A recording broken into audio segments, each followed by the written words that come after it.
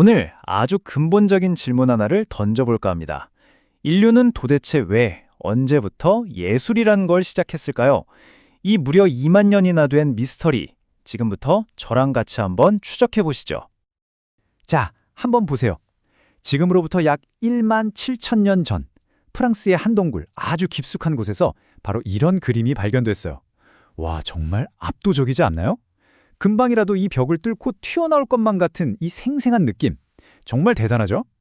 상상해보세요. 한 치 앞도 안 보이는 칠흑 같은 어둠 속이에요. 누군가가 이 흔들리는 횃불 하나에 의지해서 이 엄청난 걸 그려낸 겁니다. 아니, 대체 왜 그랬을까요? 그냥 심심해서? 아니면 뭐 보기 좋으라고 장식하려고? 그것보단 뭔가 훨씬 더 절박하고 중요한 이유가 있었던 건 아닐까요? 바로 이 질문이 오늘 우리가 풀어갈 이야기의 가장 큰 핵심입니다. 자, 그럼 이 거대한 수수께끼를 푸는 첫 번째 단서부터 한번 찾아보죠. 답은 생각보다 아주 직설적이에요. 바로 생존입니다. 네, 맞아요. 구석기 시대 사람들한테 예술은 그냥 취미가 아니라 생존을 위한 필수 도구였다는 거죠. 지금 보시는 이게 스페인 알타미라 동굴에서 발견된 들소 그림인데요. 이런 구석기 시대 동물 그림들은 신기하게도 대부분 동굴의 가장 깊고 어두운 곳, 그러니까 정말 찾아가기 힘든 곳에서 발견돼요. 이게 뭘 의미할까요? 바로 이런 사실적인 그림들이 성공적인 사냥을 기원하는 아주 간절한 의식의 일부였을 가능성이 높다는 뜻입니다. 그때 사람들이 처한 현실을 한번 떠올려 보자고요. 우리 부족의 내일이 오늘 사냥에 달렸어요. 그런데 그 사냥은 언제나 위험하고 성공한다는 보장도 없죠. 그 엄청난 불안감, 어떻게든 통제하고 싶지 않았을까요? 바로 그래서 그들은 그림을 그린 겁니다. 이건 그냥 벽에 걸어두는 장식이 아니었어요. 사냥을 나가기 전에 동물의 영혼을 먼저 그림 안에 가두어서 현신의 사냥을 성공으로 이끌려는 일종의 주술이었던 거죠. 그러니까 결국 이 그림이야말로 불확실한 미래를 통제하려고 했던 인류 최초의 기술이었던 셈입니다. 자, 그런데요. 당장 먹고 사는 문제만큼이나, 아니, 어쩌면 그보다 더 중요한 생존 과제가 또 있었겠죠? 맞습니다. 바로 우리 부족의 대를 잇고 미래를 보장하는 거예요. 그리고 놀랍게도 예술은 이 문제에 대해서도 아주 기가 막힌 해답을 내놓습니다. 바로 이겁니다. 빌렌도르프의 비너스라고 불리죠. 동굴벽화랑은 생김새가 완전히 다르지만 이건 역시 생존을 위한 예술 그 자체였어요. 근데 진짜 놀라운 건 이 조각상의 크기예요. 고작 11.1cm. 정말 한 손에 쏙 들어오는 크기죠. 이렇게 작고 손에 쥘 수 있었다는 건 뭘까요? 아마도 개인이 항상 몸에 지니고 다니는 아주 강력한 부적 같은 역할을 했을 거라는 걸 짐작하게 하죠. 이 조각상의 특징을 하나하나 뜯어보면 그 목적이 더 분명해져요. 보세요. 가슴이랑 배의 엉덩이는 엄청나게 과장되어 있는데 정작 얼굴은 없어요. 이건 특정 사람을 그린, 그러니까 초상화가 아니라는 뜻이죠. 이건 바로 다산과 풍호라는 개념 그 자체를 조각한 상징물인 겁니다. 결국 이 작은 조각상 하나가 단순한 예술품을 넘어서 우리 부족의 미래를 책임지는 강력한 생존 기술이었던 거예요. 자, 지금까지의 이야기는 잠시 잊으셔도 좋습니다. 이제부터 이야기의 흐름이 완전히 바뀔 거거든요. 인류 역사에 아주 거대한 전환점이 찾아오면서 예술의 목적과 형태도 뿌리부터 바뀌게 됩니다. 때는 기원전 1만 년경. 드디어 길고 길었던 마지막 빙하기가 끝이 납니다. 인류는 지긋지긋한 추위에서 벗어나서 이제 떠돌이 생활을 멈추고 한 곳에 정착해서 농사를 짓기 시작해요. 우리가 바로 신석기 혁명이라고 부르는 순간이죠.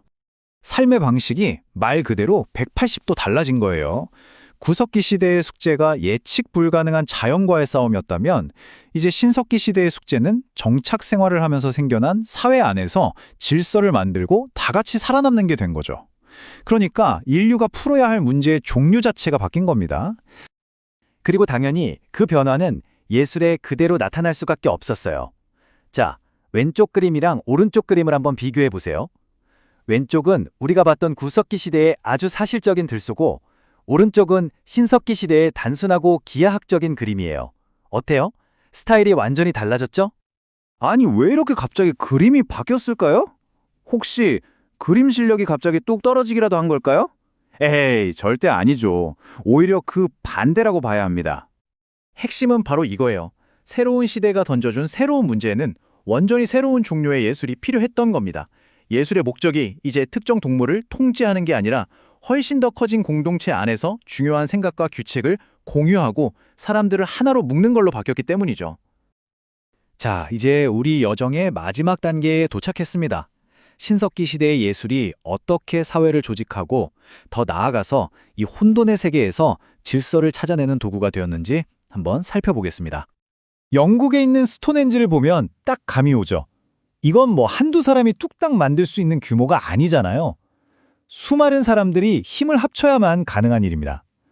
바로 이런 거대한 예술이 지배자의 힘을 과시하거나 우리 공동체의 단단한 믿음을 상징하면서 사회 질서를 유지하는 아주 강력한 장치가 되었던 겁니다.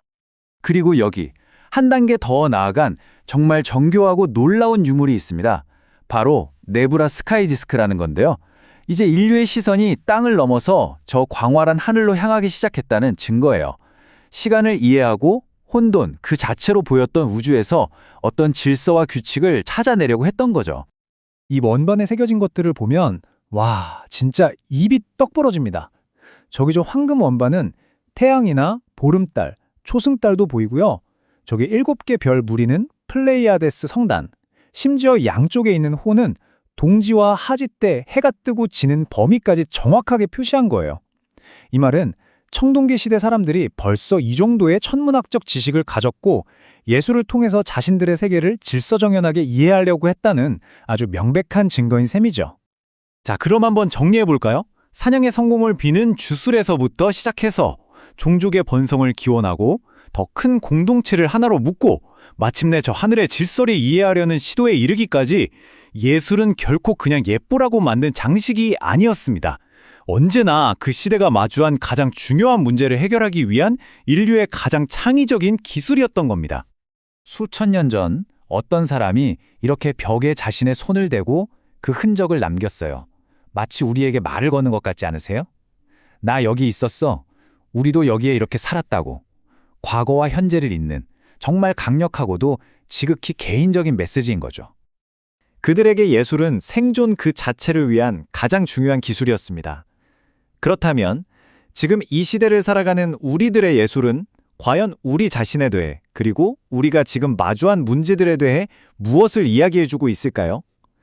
이 질문을 여러분께 남겨두면서 오늘 이야기를 마칠까 합니다.